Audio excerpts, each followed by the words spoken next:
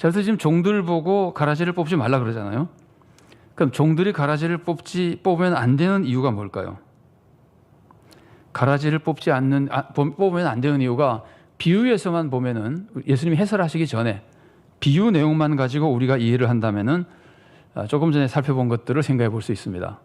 뽑으면 안 되는 이유가 종들은 뽑다가는 더 종들의 능력과 관계없이 곡식이 상할 수도 있고 종들이 지혜롭지 못해서 상할 수도 있고, 그런데 예수님이 해설의 부분에서 설명하는 걸 보면은 이것보다 훨씬 더 자세하고 우리가 미처 생각하지 못했던 것들을, 그러니까 실제로 비유는 비유잖아요. 우리 현실을 아니면 하나님의 진리를 세상에서 나타나는 일을 가지고 비유해서 가르치는 거기 때문에 그대로 가르치지는 못하거든요. 예를 들어서 비유로 가르치는 거기 때문에. 근데 그 비유를 이제 실제로 하나님의 나라의 진리에 연결하려고 그럴 때는 그것보다 훨씬 더 자세하고 깊은 의미가 포함될 수 있는 겁니다. 그래서 이제 해설 쪽에서 종들이 가라지를 뽑으면 안 되는 이유를 우리가 살펴보면은, 자, 반괄호 1번, 4번의 반괄호 1번은 비유해서 우리가 알 수 있는 그것과 그대로입니다. 가라지를 뽑으면, 종들이 가라지를 뽑으면, 지금 종들이 가라지를 뽑으면 곡식까지 상하게 되고 제대로 구별도 못하게 되고, 그래서 종들은 가라지를 뽑을 능력이 없는 사람이기 때문에 안 됩니다. 자, 2번 보세요. 이건 이제 해설에서 나오는 겁니다. 가라지를 뽑을 사람은 누군가? 추수 때 뽑는다고 할 때 비유해서 추수 때 뽑는다 그러면은 추수꾼이 지금 종들보다 훨씬 더 능력이 있다는 뜻은 없어요. 거기에는요. 비유 자체에서 이 세상에서 지금 종들은 뽑지 말고 추수꾼이 뽑는다고 하는 거는 추수꾼은 잘 구별하거나 그런 거 없습니다. 그냥 그 추수 때는 해도 되는 거니까. 그런데 그거는 비유라서 그런 것이고, 예수님이 가르치실 때는 이 추수꾼이 전혀 종들과 다른 존재입니다. 그래서 종들은 가라지를 뽑을 능력이 없었지만 아까는, 지금은 가라지를 뽑을 사명도 없고 자격도 없는 사람입니다. 이것은 그 비유에서 가르치지 않는 굉장히 중요한 예수님의 해설에서부터 우리가 알 수 있는 겁니다. 이거 우리가 잊지 말아야 됩니다. 종들은 가라지를 뽑을 능력만 없는 것이 아니라, 그래도 내가 열심히 기도하고 연구하고 그럼 뽑아도 되지 않습니까? 그게 아닙니다. 아예 뽑을 자격이 없는 사람이고 뽑을 사명을 하나님 맡기지도 않았어요. 그래서 뽑으면 안 되는 거예요. 나중에 좀 더 살펴보겠습니다. 자, 그럼 가라지를 뽑을 사람은, 여기서는 추수꾼인데 나중에는 추수꾼이 아니라 천사죠. 그래서 종들은 뽑을 사람이 아니다. 사명도 받지 못했고 아예 자격증도 없습니다. 그럼 가라지를 뽑을 시기는 언제냐? 가라지를 뽑을 시기는 지금이 아닙니다. 그러니까 지금은 천하 없는 사람도 가라지를 뽑으면 안 되는 거예요. 시기가 가라지를 뽑을 때가 아니기 때문에. 추수 때가 뽑을 때입니다. 그런데 그 추수 때가 언제입니까? 추수 때가 해설에서 나오지만 종말이잖아요. 그러니까 지금은 가라지를 뽑으면 안 되는 겁니다. 자격도 없고 능력도 없고 사명도 아니고 때도 아니고.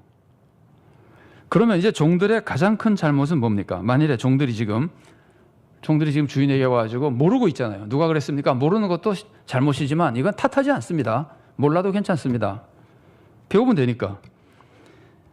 가라지를 지금 우리가 막 뽑아야 됩니까? 라고 하는 것도 지금 모르고 있는 건데, 모르는 것이 문제가 아니라 모르는 상태에서 뽑으려고 하는 것, 이것이 종들의 가장 큰 문제예요. 뽑고 싶어 하는 거, 뽑으려고 하는 거. 그래서 실제로 뽑으면 가장 큰 실수를 저지르는 겁니다. 자, 그 다음 거 보겠습니다. 종들의 가장 큰 잘못이 될 수 있는 것은 가라지를 뽑을 때 가장 큰 실수를 하게 되는 겁니다. 종들은. 자, 이걸 거꾸로 이제 원수 입장에서 보겠습니다. 원수가 원하는 것은 뭐죠? 원수가 원하는 것은 밭이 망가지는 거죠. 밭이 망가지는 거라고 하는 것은 그 곡식이 망가지는 거죠. 곡식이 열매를 못 맺게 만드는 거 아니에요. 원수가 가장 원하는 거는 저 밭에서 곡식이 안 나오는 거잖아요. 자, 그래서 이제 망가뜨리기 위해서 가라지를 뿌렸는데, 그러면 원수가 원하는 거는 가라지가 밀을 해치는 것. 이게 한 가지겠죠. 그죠? 근데 이제 진짜 무서운 것이, 제가 이제 앞페이지에 원수가 원하는 거는 어쨌든 밀을 해치는 건데, 밀을 해치는 방법이 두 가지입니다. 하나는 가라지가 밀을 해치는 겁니다. 가라지가 영양분 다 뺏어 먹어가지고 밀이 잘 자라지 못하게 만드는 겁니다. 이게 첫 번째 원수가 원하는 것이고, 뒷페이지를 보면은요, 또 밀을 해치는 것은 가라지가 밀을 해치는 것이 아니라 종들이 해치는 겁니다. 종들이 어떻게 해치죠? 가라지를 뽑다가 해치는 거죠. 어느 것이 더 큰 해입니까?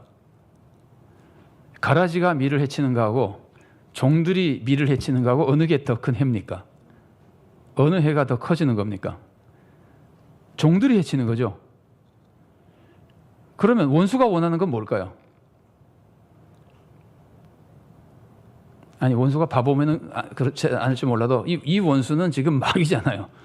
마귀가 얼마나 영악합니까? 그러면 원수가 지금 바라는 것은 가라지가 밀의 영향을 계속 빼먹는 것을 원하는 걸까요? 종들이 흥분해서 가라지 뽑으러 밭에 들어가는 걸 원하는 걸까요? 종들이 밭에 들어가서 가라지 뽑겠다고 설치는 걸 원하는 거죠. 그 종들이 지금 나쁜 마음입니까? 종들이 만일 가라지를 뽑으러 들어갔다면 종들의 마음은 주인을 사랑하는 마음이에요? 미워하는 마음이에요? 사랑하는 마음이죠. 곡식을 보호하려는 마음이에요?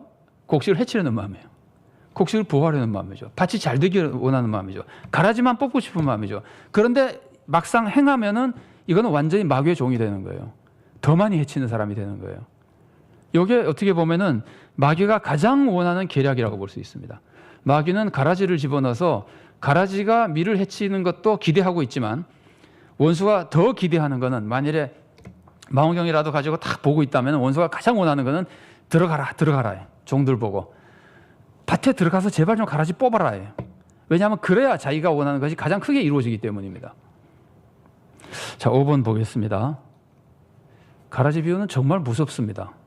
이거 적용하기도 굉장히 무섭습니다. 왜냐하면 적용하면은 우리 모두가 다 정죄 당하기 때문입니다.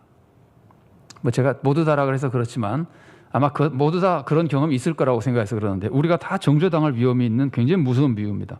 5번 보겠습니다. 예수님이 비유를 설명해 주시는 것을 살펴보십시오. 약간 우리가 하다 보니까 차이점을 살펴보다 보니까 설명 부분도 좀 봤는데 조금 자세히 보겠습니다. 설명해 주는 걸 살펴보십시오. 그러면 예수님은 이 비유를 알레고리적으로 해석해 주십니다. 우리 이제 평신도들께서는 알레고리적으로 해석한다거나 뭐 이런 얘기를 별로 잘 안 들으시는데 들어보실 기회가 별로 없고 또 이제 아실 필요도 사실은 별로 없는데 그냥 우리 성역 공부 시간이니까 아마 저는 한두 번 소개를 해드린 것 같기도 하고 그래요. 이 시간에 그냥 잠깐만 소개해 드릴게요. 해석 방법 중에서 비유로 해석할 때는 그러니까 비유라고 하는 것이 뭐 알레고리고 패러블이고 다 이런 걸 비유라 그러는데 굉장히 여러 가지입니다. 학자들이 분류해 놓은 거는. 근데 그걸 전체를 비유라 그러는데 그 비유 안에서 또 여러 개로 구별해 가지고 그 중에서 또 비유라고 부르는 것이 있어요. 그럴 때는 이제 영어로 패러블이라 그러고 그다음에 그거와 다른 비유 안에 들어간 다른 비유인데 그건 알레고리라고 하는 것이 있어요. 근데 이제 제가 알레고리라는 말을 쓰는 거는 풍류나 뭐 이렇게 여러 가지 한국말로 번역된 것이 있는데 더 어려워서 아예 이렇게 씁니다만은 자, 그래서 세분에서 좁은 의미에서 비유와 알레고리를 비교할 때 가장 큰 비교점이요. 비유는 한 가지 메시지를 전해주고 어떤 세상 사건을 얘기하면서 그 중에서 그 세상 사건을 가지고 하나님의 진리 한 가지를 알려주는 것이고 알레고리는 그 비유 내용의 여러 가지 그 요소들을 가지고 여러 가지 해석을 해주는 거예요. 그러니까 비유는 우리가 이걸 비교점이라고 합니다. 하나님 나라와 세상과의 비교점이 하나인 것을 비유라 그러고 여러 개인 것을 알레고리라고 합니다. 자, 그래서 이제 예를 들면은 제가 예를 한 가지만 들어볼게요. 여러분 선한 사마리아인의 비유 있잖아요. 그게 비유로 해석하는 것과 알레고리로 해석하는 것이 아주 많이 다르고 알레고리로 해석하는 해석도 굉장히 많이 발달해 있습니다. 이제 예를 들면 이런 겁니다. 여러분이 선한 사마리아인 비유를 딱 들으면은 한 사람이 예루살렘에서 여리고로 가다가 강도를 만나요. 그러면 예루살렘에서 여리고로 가다가 강도를 만난 거하고 여리고에서 예루살렘으로 가다가 강도를 만난 거하고 우리가 이 선한 사마리아인 비유를 해석할 때 어디로 가다가 강도를 만났든지 상관이 있습니까? 없습니까? 여러분이 이해할 때는 신경 안 쓰죠? 이게 비유로 해석하는 거예요. 요소는 중요하지 않다. 예루살렘에서 여리고로 갔든 여리고에서 여리고로 갔든 중요하지 않다. 이게 비유로 해석하는 것이고 알레고리로 해석하면은 각 요소가 다 의미를 가지거든요. 그래서 이제 대표적인 해석이 이렇습니다. 예루살렘은 천국이고 여리고는 세상이다. 그래서 사람이 예루살렘에서 여리고로 가다 감동을 만났다는 것은 천국의 신앙생활을 잘 하던 사람이 타락해서 세상에 타락한 곳으로 가다가 강도를 만난 것이다. 그래서 의미가 너 예수 믿다가 자꾸 이렇게 나쁜 짓 하고 세상으로 가면 벌 받아, 이런 의미가 나오는 거예요. 그 안에서 알레고리를 해석하면은. 근데 비유로 해석할 때는 전혀 그런 의미가 없습니다. 이렇게 이제 해석 방법에 따라 달라지는데, 선한 사마리아인 비유는 예수님이 그런 설명 안 해줬죠. 여리고는 세상이다, 뭐 죄악의 도시다, 예루살렘은 천국이다, 이런 해설을 전혀 안 해줬어요.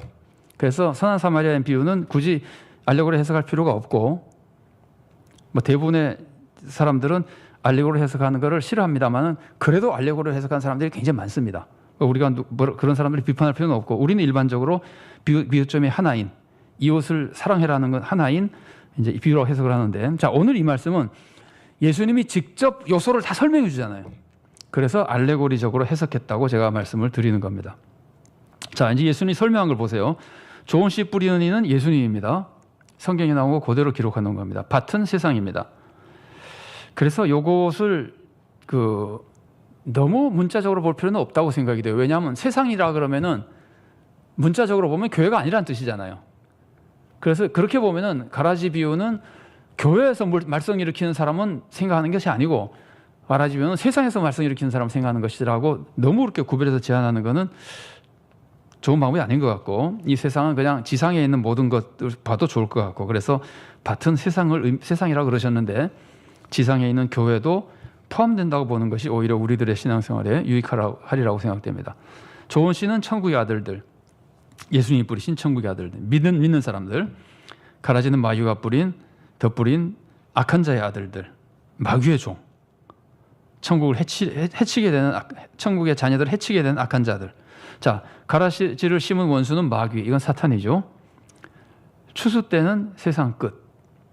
이거 지나가면서 한 말씀만 드릴게요. 마귀라 그럴 때 우리는 마귀들이라는 말을 쓸 때도 있는데, 엄격히 구별하면 마귀는 사탄 하나고 악령들, 귀신들, 이게 이제 마귀의 종들입니다. 그런데 우리는 그냥 악령들을 또 마귀라고 불러서 마귀들이라고 표현할 때가 있는데, 엄격하게 구별할 때는 마귀는 사탄, 귀신들의 두목 의미합니다. 자, 여긴 정확하게 예수님 말씀처럼 가라짐을 심은 원수는 사탄, 마귀입니다. 자, 추수 때는 세상 끝입니다. 종말이죠. 추수꾼은 천사들입니다. 그래서 사람은 안 된다는 거예요. 그래서 사람은 절대로 심판할 수 없다는 거예요. 심판의 도구는 천사들만 쓰인다는 거예요. 사람은 심판의 도구가 되지 않는다는 거예요.